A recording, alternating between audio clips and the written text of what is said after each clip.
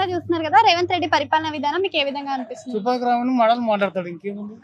అంటే ఏ విషయంలో అంటారు? ఆ, ఏ విషయంలో కానీ అన్ని అట్నే మాట్లాడతాడు, అన్ని చేసేసి అంటాడు. ఓకే, 6 గ్యారెంటీల్లో కొన్ని గ్యారెంటీలు అమలు చేశాడు కదా. ఏం చేశాడు? అన్ని సగం సగం కూడా చేయలే.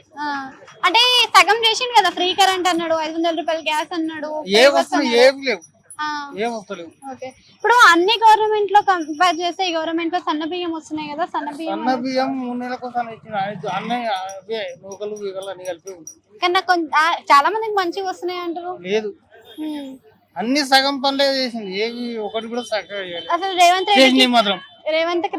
రెడ్డికి కేసీఆర్ కి తేడా అంటే ఏం చెప్తారు మీరు?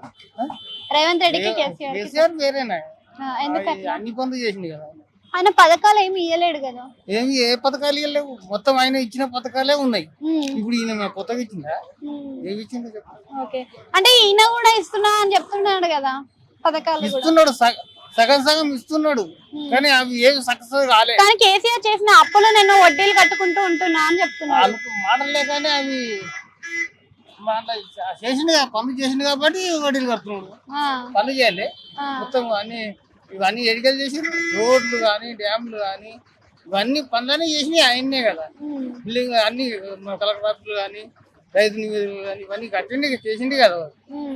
మరి అంటే ఇద్దరిలో బెస్ట్ పరిపాలన అంటే ఎవరు అందించారు అనుకుంటారు? కేసీఆర్ అందించింది పరిపాలన. కేసీఆర్ అందించాడు. ఎడ్యుకేషన్ విషయం ఎలా ఉందంటారు అసలు మన రాష్ట్రం? ఎడ్యుకేషన్ కూడా ఆయన మొత్తం అన్ని కట్టి ఇచ్చింది కదా, కొన్ని నేను ఏం చేయలేదు.